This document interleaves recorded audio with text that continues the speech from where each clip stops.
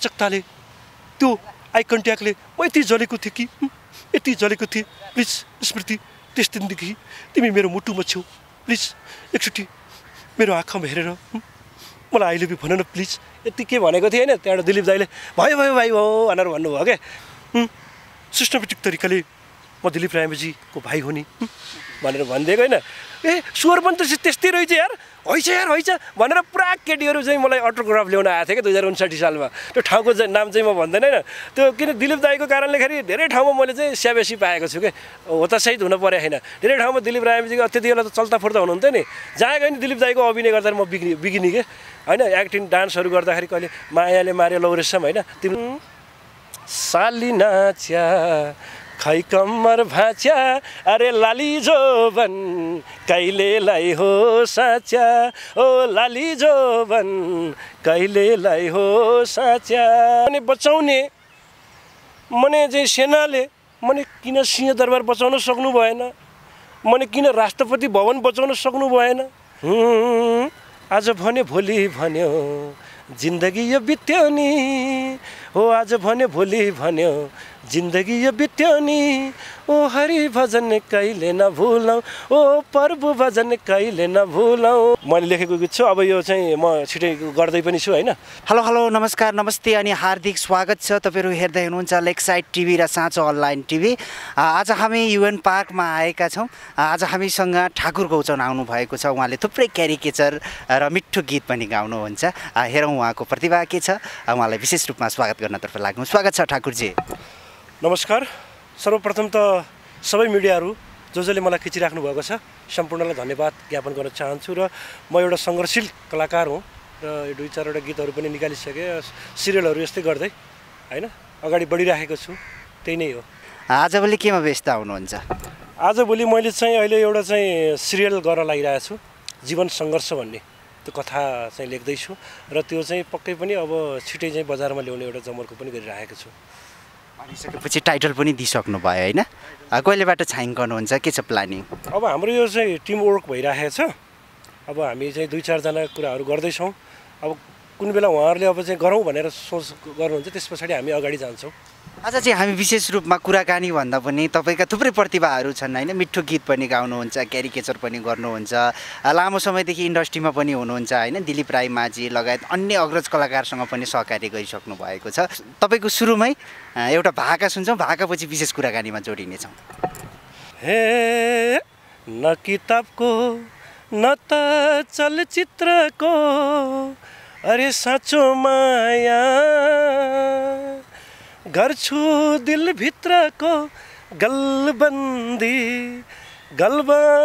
च्यातियो तिमीले तानेर high high बोलाउन खोजेको ओ आफ्नै ठानेर हाई हाई बोलाउन खोजेको ओ आफ्नै ठानेर हस् त तपाईँको यति मिठो आवाज छ थुप्रै प्रतिभाहरू पनि छ होइन यो फिल्ममा लामो समय सङ्घर्ष पनि गर्नुभएको छ तपाईँको एउटा चिया पसल पनि छ होइन यो फिल्ममा सङ्घर्ष गर्न कतिको गाह्रो रहेछ सर धेरै गाह्रो म चाहिँ 2063 देखि त्यो पहिला पनि मैले जनआकाश टिभीमा भनिसकेको थिएँ 2063 देखि नै स्ट्रगलमा छु बिचमा 8-10 वर्ष चाहिँ अलिकति विदेश जानले चाहिँ म चाहिँ रोकिएको थिएँ र अहिले फेरि सुरुवात गरिरहेको छु विभिन्न च्यानलहरूमा इन्टरभ्यू दिइरहेको छु अनि गानाहरू पनि गरिरहेको छु सिरियलहरू त्यस्तै भनौँ न एकदम गाह्रो छ एकदम पङ्क्तिमा पुग्नलाई एकदम सङ्घर्ष गर्नै पर्छ भनिसकेपछि यसरी बुझौँ होइन कलाकारिता क्षेत्रमा आफ्नो रोजीरोटी चलाउन नपुगेर आफ्नो एउटा व्यवसाय होइन चिया पसल पनि गर्दै हुनुहुन्छ बागबजारमा हो त्यो एकदम अभियसली हो जतिजनाले हेरिराख्नु भएको छ कलाकार भनेर चाहिँ अब मान्छेहरू अब चले पछाडि त त्यो छुट्टै ठाउँ छ होइन नचल्दाखेरि कति सङ्घर्ष गर्नुपर्छ कि कति दुःख गर्नुपर्छ हिजोका कलाकारहरूले पनि त्यस्तै दुःख गर्दै आएका हुन् होइन धेरै सङ्घर्ष छ किनकि सुरुमा चाहिँ अब आर्थिकको समस्याहरू हुन्छ होइन अब गडफादर हुँदैनन् स्ट्रगलको एकदम हुन्छ मान्छेहरूले कस्तो हुन्छ भने अब कलाकार हुनलाई एकदम सजिलो छैन एकदम कठिन छ मान्छेले भन्छ नि 5 मिनटको गीत हेरेर ओहो यस्तो गरेछ उस्तो गरे त्यो भन्न गलत छ क्या किनकि त्योभित्र टेक्निसियन चाहियो त्योभित्र म्युजिकहरू चाहियो त्योभित्र मोडल खेल्ने चाहियो परिपाटी मिलाउन पर्यो हरेक सङ्घर्ष छ नि त र मान्छेले आफ्नो नाम ल्याउनको लागि मान्छेले चिया बेचेर हुन्छ कि होइन तपाईँको चाहिँ कसैको चाहिँ उसमा जब गरेर हुन्छ कि होइन अनि कतै अब चाहिँ तपाईँहरूको चाहिँ अब भनौँ न कुनै काम गरेर हुन्छ कि हरेक कुराहरू हरेक विधा गरेर पनि आफ्नो कलाकारमा चाहना हुने मान्छेहरूले त्यसरी सङ्घर्ष गरिरहेका छन् अहिले। तपाईँसँग लामो समय चलचित्र क्षेत्रमा काम गरेको अनुभव पनि छ होइन, अग्रज कलाकारसँग नि काम गर्नुभएको छ, दिलीप रायमाझी होइन, लगायत थुप्रै लेजेन्ड कलाकारहरूसँग काम गर्नुभएको छ। एउटा दर्शकले झल्को पनि जाओस् होइन, तपाईँले दिलीप रायमाझीसँग क्यारिकेचर गरेर दिलीप रायमाझीले नै सुनाउनु भएको छ, थोरै त्यो एउटा दर्शकले झल्को जाओस्, तपाईँको आवाजबाट दिलीप रायमाझीको क्यारिकेचर गरिदिनुहोस् न। म चलचित्र दर्पण छायाबाट तपाईँहरूको माझमा सम्पूर्ण दर्शकहरूको माझमा एउटा चाहिँ दिलीप दाईको एउटा चाहिँ अभिनय गर्दैछु। कृपया सबैले माया गरिदिनु होला भन्न चाहन्छु। र चलचित्र दर्पण छायामा त्यो काउसो चिलाउँदाखेरि भन्ने टाइपको जुन पिकनिक जाँदाखेरिको त्यति बेलाको एउटा चाहिँ अभिनय गर्छु। त तिमीहरूले हिजो त्यस्तो गर्नुहुन्थेन नि, घरमा आएर नआएको है, पानी परेपछि क्या पानी परेपछि यस्तो चिलाउँदो रहेछ कि है, यस्तो चिलाएपछि यस्तो कनाएको छु कि है, यस्तो कनाएको छु कि यस्तो हुन्जेरसम्म कनाएको छु। मिस स्मृति म्याडम, यसको चिलाइ मृत्युको तन्दाभन्दा पनि कडा हुँदो रहेछ। हामीलाई आमाले जन्म दिँदाखेरि कपडाले छोपेकी हुन्छन् कि छोरा समाजमा निर्जल र निर्मल नहोस् भन्नको लागि, तर तिमी त हामीलाई बिच सडकमा नाङ्गो बनायौ। तिमीलाई थाहा छ हामी समाजमा नाङ्गो भयो भने हाम्रो इज्जत कहाँ पुग्छ भनेर? वाह क्या मिठो नाम स्मृति म्याडम, यही मिठो नाम मेरो मनमा तितो सम्झना भएर रहनेछ मिस स्मृति म्याडम। दिलीप रायमाझीसँग पनि यो क्यारिकेचर सुनाउनु भयो कि अरू कुनै डाइलगहरू सुनाउनु भयो? दिलीप दाईसँग एउटा किस्सा छ। फेरि जति बेला मैले 63 सालमा काठमाडौँमा आएँ, 64मा चाहिँ मैले राष्ट्रिय नजरमा अभिनय सिकिरहेको थिएँ। अनि एकजना राजन महर्जन भन्ने साथीले चाहिँ मुक्ति भन्ने फिल्ममा चाहिँ मलाई चाहिँ अनुमोदित गर्नुभएको थियो। म त्यसमा एउटा सानो रोल गरिरहेको थिएँ, पासिङ रोल गरिरहेको थिएँ। त्यही बेलामा केटाहरूले अब त्यहाँ त म त अभिनय गर्दै क्यारिकेचर सुनाउँदै हिँड्ने सबैलाई। अनि एकजना दामली भन्ने साथीले चाहिँ दिलीप दाईलाई गर भनेछ होइन, उसको चाहिँ उसले अलिकति असिस्टेन्ट काम पनि गर्थ्यो क्या दिलीप दाईको, दामली भन्नेले। अनि गएर दिलीप दाईलाई भन्छ त्यो केटा छ नि ठाकुर, त्यसले तपाईँको सेम अभिनय गर्छ भनेर दिलीप दाईलाई भनेछ है। अनि दिलीप दाईलाई भनेपछि त्यहाँबाट दिलीप दाईले चाहिँ अब के सोच्नुभयो होइन। अनि झ्यालखानको सिन थियो कि, अनि त्यो झ्यालखानको सिनमा चाहिँ त्यहाँबाट म चाहिँ अलिकति पुलिसको रोल खेलिरहेको थिएँ। अनि त्यहाँ एउटा सुटिङ भयो, डाकडुक भयो होइन। भएपछि फेरि एउटा कटको विषयमा अलिकति विश्राम गर्ने टाइम हुन्छ नि, त्यति बेला दिलीप दाईले ए भाइ यहाँ भनेर बोलाउनु हो। म त्यति बेला 17-18 वर्षको केटा होइन, ठ्याक्कै गएँ, दाई हजुर भनेर गएँ। भाइ तिमीले त मेरो सेम अभिनय गर्छौ र नि भनेर भन्नुभयो। त्यसै मैले भने गर्दैन सर, हल्का फुल्का त गर्छु तर त्यति राम्रो गर्दैन भनेर भन्नुभयो। भने मैले के भनेपछि दिलीप दाईले भन्नुभयो एकचोटि गर न सुनौँ भनेर भन्नुभएपछि त्यहाँबाट मैले चलचित्र दर्पण छायाकै गर्दै थिएँ कि स्मृतिवाला। स्मृति एकचोटि मेरो आँखामा हेर, म संसारको हरेक खुसीहरू तिम्रो अगाडि ल्याइदिएर राखिदिन सक्छु। जुन दिन तिमी क्याम्पसको गेटमा पुरा व्हाइट ड्रेसमा आएकी थियौ र तिमीले भनेकी थियौ ए मिना गरेकी थियौ, अनि म तिम्रो त्यो लचकताले त्यो आई कन्ट्याक्टले म यति जलेको थिएँ कि यति जलेको थिएँ। प्लिज स्मृति त्यस दिनदेखि तिमी मेरो मुटुमा छेउ, प्लिज एकचोटि मेरो आँखामा हेरेर मलाई आई लभ यु भन न प्लिज। यति के भनेको थिएँ होइन। त्यहाँबाट दिलीप दाईले भयो भयो भाइ हो भनेर भन्नुभयो क्या। अनि किन भयो दाई भनेर भने त्यसपछि मलाई कस्तो लाग्यो भने पक्कै पनि दिलीप दाईले मेरो अभिनय मन पराउनु भएन भनेर जस्तो लागेर म साइड लगाइदिइहालेँ क्या। लगाएपछि त्यहाँबाट चाहिँ पछि त्यहाँबाट चाहिँ कस्तो अप्ठ्यारो लाग्यो नि त मलाई त। दिलीप दाई जस्तो अब प्रख्यात मान्छेको अगाडि त्यो अभिनय सिकाउँदा उहाँले मन पराउनु भएन जस्तो लाग्यो। पछि त के रहेछ भनेपछि त दिलीप दाईले आफूले चाहिँ अभिनय गरेको पनि मन नपर्ने, आफूलाई क्या आफूले खेलेको फिल्म पनि हेर्न जाने त्यस्तो टाइपको हुनु रहेछ। तर पछि चाहिँ मेरो साथी के दामलीसँग चाहिँ भन्नुहुन्थ्यो अरे त्यो केटाले चाहिँ मेरो अभिनय चाहिँ सेम गर्छ है भनेर भन्नुहुन्थ्यो अरे। त्यो एकदम खुसी लागेको थियो त्यति बेला। तपाईँ दिलीप रायमाझीको फ्यान पनि हुनुहुन्छ होइन? कसरी फ्यान हुनुभयो हुन्छ नि त, यो कलाकारबाट चाहिँ इन्सपायर भएर यो फिल्डमा आएको भन्ने टाइपको? यस्तो त्यति बेला कस्तो थियो भने तपाईँको दिलीप दाईको चाहिँ दर्पण छाया भनेको जहाँसम्म लाग्छ मलाई 57 सालमा आएको हो जस्तो लाग्छ मलाई।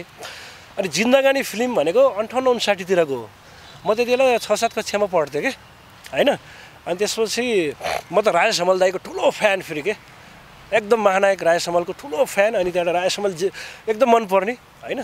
त्यस पछाडि त्यहाँबाट एकजनाले जिन्दगानी भन्ने फिल्म हेरेर आइसकेपछि उसले चाहिँ तपाईँको चाहिँ त्यो के भन्यो भने मलाई त दिलीपले अब फलप खुवाउँछ कि राजेशलाई जस्तो लाग्यो भनेर भनेपछि मलाई त मेरो राजेशलाई यस्तो भनिस् भनेर त्यो एकदम त्यो रमाइलो किस्सा छ कि फाइटिङ भयो क्या।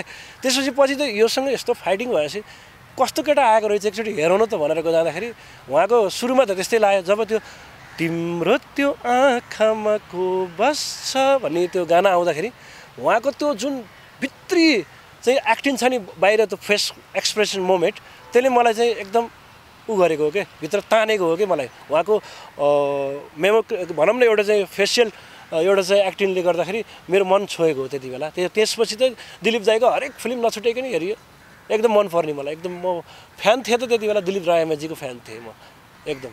कति दर्शकले त तपाईँले चिन्नुहुन्छ होइन, नचिन्ने दर्शक श्रोतालाई चाहिँ खुल्दुली लाग्छ कि तपाईँले कति जति चलचित्रमा काम गर्नुभएको छ, कति जति गीतहरू गाउनु भएको छ, कति जति सिरियलमा काम गर्नुभएको छ, थोरै बताइदिनुहोस् न।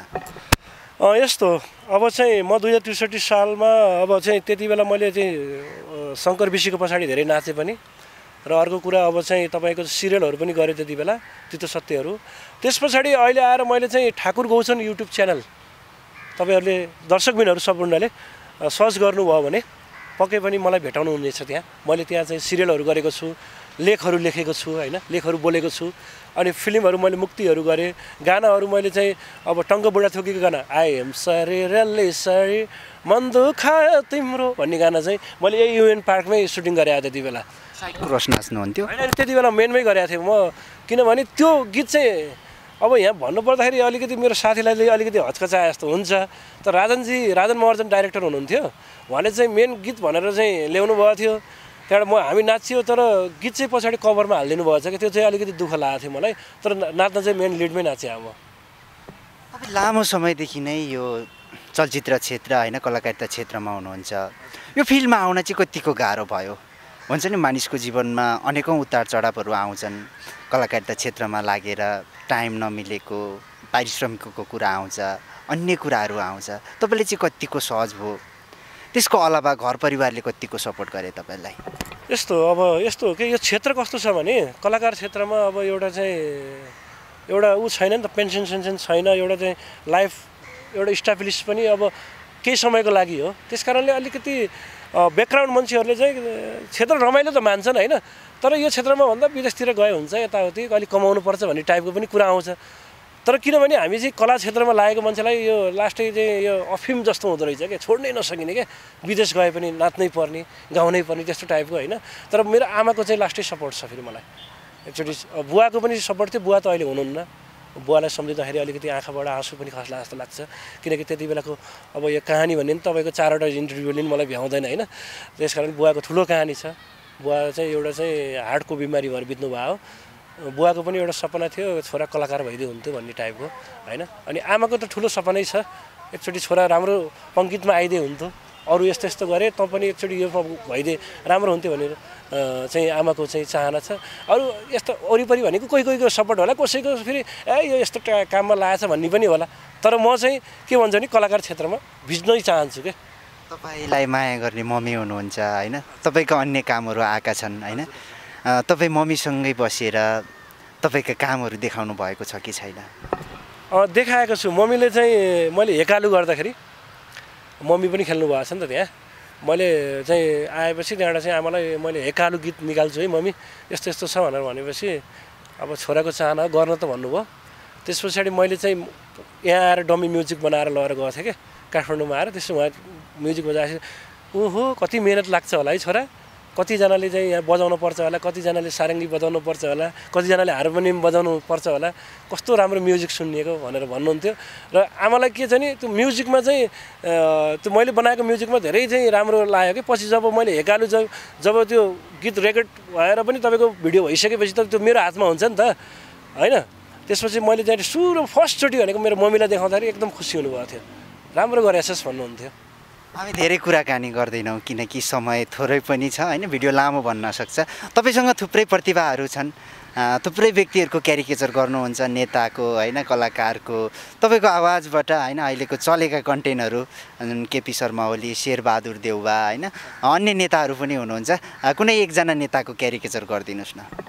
म चाहिँ अहिले सुरुमा चाहिँ प्रचण्डको गर्छु, त्यस पछाडि केपीको बुवाको गर्छु, केपी बुवाको, त्यस पछाडि हाम्रो यो महावीर पुन, यो तिनजनाको चाहिँ गर्छु ल। सुरुमा प्रचण्डजीको गरेँ है। जब उहाँहरू चाहिँ पिटाइ खाइसके पछाडि अब उहाँहरू भागिसके पछाडि त्यो जेन्जी पछाडिको एउटा चाहिँ सानो क्लिप चाहिँ भन्छु। मने हामीलाई बचाउने चाहिँ सेनाले किन सिंहदरबार बचाउन सक्नु भएन, किन राष्ट्रपति भवन बचाउन सक्नु भएन, किन सर्वोच्च अदालत बचाउन सक्नु भएन भन्ने एउटा कुरो आउँछ। हामीलाई बचाएको त हामीलाई बचाएको चाहिँ हामीलाई चाहिँ सेनाले हो, त्यो अर्धकति सबैलाई समावेश भएकै कुरो हो भन्ने मलाई ठहर लाग्छ। र अर्को कुरो हामी त्यति बेला सबै एउटा मुठीमा जस्तो चाहिँ बसिएको थियो, जहाँ कच्याक्क पनि पर्ने अवस्था आउन सक्थ्यो भन्ने कुरो, त्यस्तो पारबाट हामी चाहिँ पार गर्दै हामी अहिले चाहिँ आएर अहिले हामी बचिएको छ। यदि हिजो हामीलाई चाहिँ सेनाहरूले नबचाइदिएको भए, उहाँको हेडक्वार्टरमा लगेर नराखिदिएको भए, अहिले हामी चाहिँ तपाईँहरूसँग यसरी इन्टरभ्यू दिन पाउने थिएनौँ होला भन्ने हामीलाई लाग्छ, मलाई विश्लेषण लाग्छ भन्ने कुरो ठहर छ भन्न चाहन्छु। अरू केपी शर्मा ओलीले चाहिँ यहाँ आउनुभयो भने के भन्नुहुन्छ होला? अहिले देश पनि विषम परिस्थितिमा डुबिरहेको छ। मलाई ताजुब लाग्छ, मलाई आश्चर्य लाग्छ।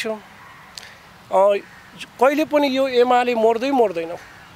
किन मर्दैन भनेपछि एमालेको जमात ठुलो छ र जेन्जी भनेका केटाकेटी हुन्। यिनीहरूले चाहिँ हामीलाई खटाउन सक्छन् भन्ने कुरा हामीले चाहिँ विश्वास लिन सक्दैनौँ।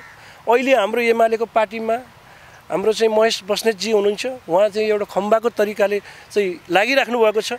उहाँकै सपनाले गर्दाखेरि मलाई ताजुब लाग्छ। म चाहिँ अहिले चाहिँ हिँडिराखेको छु, बोल्न पाइराखेको छु, यही भन्न चाहन्छु।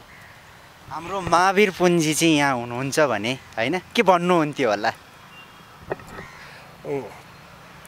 नेपालीहरू बसेकै आशले हो कि आफै गर्नुपर्छ नि भन्छु के म।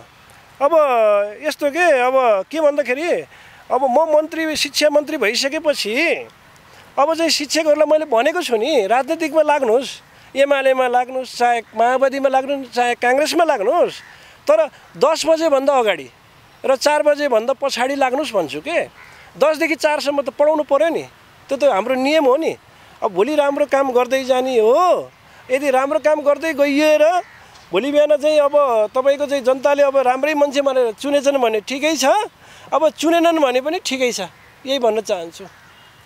तपाईँले यसो हेर्दाखेरि होइन, तपाईँ एउटा दिलीप रायमाझीको फ्यान हुनुहुन्छ, लुक्सहरू पनि त्यस्तै टाइपको छ होइन, कपालको डिजाइन पनि त्यस्तै गर्नुभएको छ।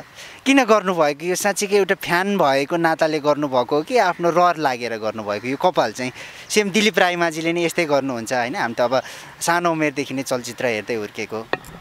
म चाहिँ पहिला मेरो बाल चाहिँ अर्कै थियो।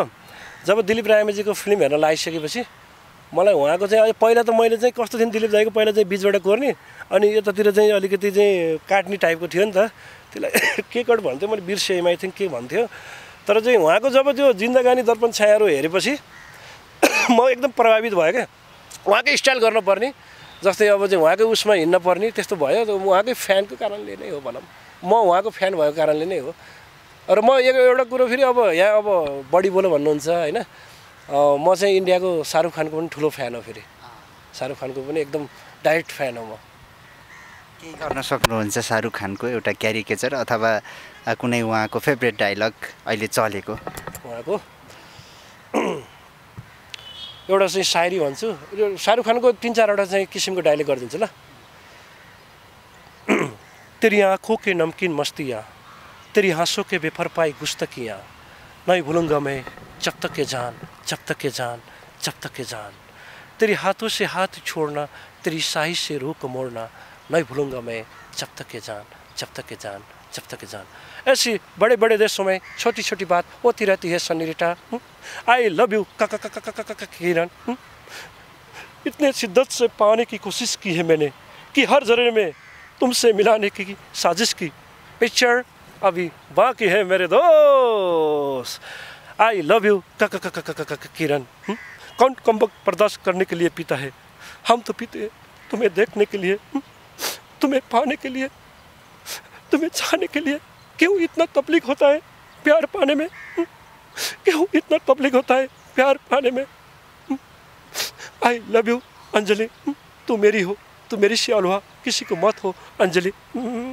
अब रमाइलो कुराकानीतर्फ जाऊँ होइन। दिलीप रायमाझीका थुप्रै केटी फ्यानहरू छन् होइन। तपाईँले पनि डिट्टु नै दिलीप रायमाझीको क्यारिकेचरहरू गर्नुहुन्छ। तपाईँको यो डायलग सुनेर कुनै केटीहरू तपाईँको पछि लागेका छन् कि छैनन्? त्यो एउटा अविस्मरणीय क्षण पनि हुन्छ नि। त्यो छन्। मैले जस्तै एकचोटि यस्तो ठाउँको नाम त लिँदैन होइन, म कुनै ठाउँमा चाहिँ गएको थिएँ 2059 सालमा। अनि त्यहाँ जाँदाखेरि दिलीप रायमाझीको भाइ आएछ भनेर लगाइदिएछन् क्या त्यो ठाउँमा होइन। त्यहाँबाट म त त्यस्तै देखिँदो रहेछु है, मलाई त थाहा छैन, आफूले आफूलाई भन्नु त भएन। त्यस पछाडि जब म त्यति बेला गइसकेँ, लिसार ग्रुपले त्यहाँ चाहिँ कार्यक्रम लगेर गएको थियो। अनि म चाहिँ तिम्रो त्यो आँखामा को बस्छ भन्ने गीतमा नृत्य गरेँ एउटा केटीसँग। र त्यहाँबाट चाहिँ त्यो गरिसकेपछि झन् मान्छेहरू क्रेज फैलियो क्या। त्यसपछि के भयो भनेपछि मलाई चाहिँ आयो 2-4जना केटीहरू क्या, तपाईँ त दिलीप रायमाझी जस्तो देखिनुहुन्छ त, स्टाइल पनि त्यस्तै छ, साँच्चै तपाईँ दिलीपको भाइ हो र भन्न आयो क्या त्यो ठाउँमा क्या। मैले पनि अब दिलीप दाईकै स्टाइलमा सिस्टमेटिक तरिकाले म दिलीप रायमाझीको भाइ हो नि भनेर भनिदिएको होइन।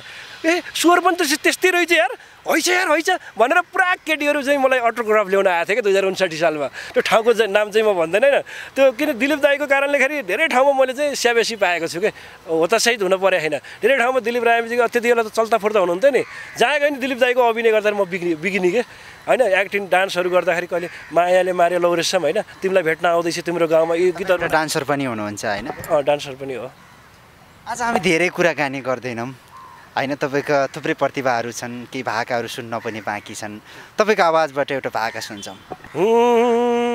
ढल्की गयो पैसाको बिठोमा, ढल्की गयो पैसाको बिठोमा, सिमसिम पानी रहेछौ बेइमानी, हो सिमसिम पानी रहेछौ बेइमानी, मेरो माया कहाँ पुग्यो खै कुन्नी, यति साह्रो बोलाउँदा नसुन्नी, सिमसिम पानी रहेछौ बेइमानी, लै सिमसिम पानी रहेछौ बेइमानी।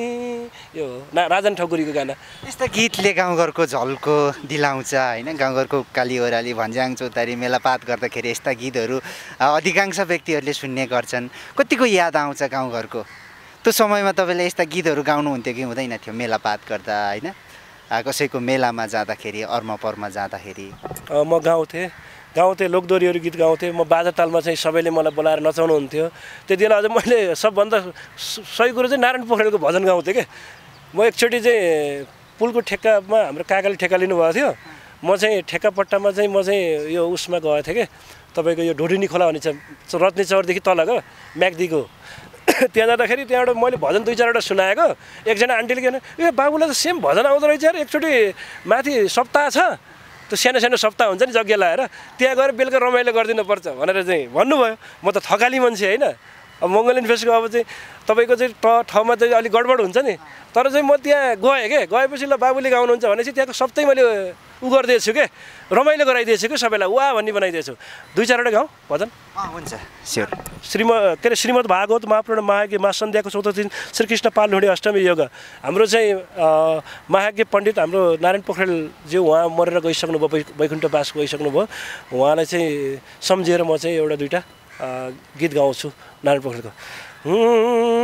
आज भन्यो भोलि भन्यो जिन्दगी यो बित्यो नि, हो आज भन्यो भोलि भन्यो जिन्दगी यो बित्यो नि, ओ हरि भजन कहिले नभुलौँ, ओ प्रभु भजन कहिले नभुलौँ, हे कति राम्रो मन्दिर छ पशुपति, सलाला बगैँछन् बागमती, कति राम्रो मन्दिर छ पशुपति, सलाला बगैँछन् बागमती, ओ सलाला बगैँछन् बागमती। लस हामी अन्तिम चरणमा छौँ ठाकुरजी। तपाईँको आवाजबाट अन्तिममा एउटा भाका सुन्छौँ, त्यसपछि बिदा हुन्छौँ। ल मैले चाहिँ त्यो लेखेको गीत चाहिँ गाउँछु त है। मैले लेखेको गीत छु। अब यो चाहिँ म छिटै गर्दै पनि छु होइन। साली नाच्या खै कम्मर भाच्या अरे लाली जोबन कहिलेलाई हो साँच्या ओ लाली जोबन कहिलेलाई हो साँच्या हे ठिकै छोनी राम्री छोनी च्वाका पनि छोनी केटीले भनेको है ठिकै छोनी राम्री छोनी च्वाका पनि छोनी हो ठिकै छोनी राम्री छोनी च्वाका पनि छोनी संजोगैले ठाकुरसँग भेट मेरो हुनी ओ भेट मेरो हुनी ओ ओइ ओइ ओइ ओइ भेना नाच्या खाइ कम्मर भाच्या लड्के जोबन कहिलेलाई हो साँच्या ओ लड्के जोबन कहिलेलाई हो साँच्या टुङ विशेष धन्यवाद ठाकुरजी हामीलाई यतिन्जेलसम्म समय दिनुभयो तपाईँको कला कलाको सधैँभरि उच्च सम्मान गर्छौँ।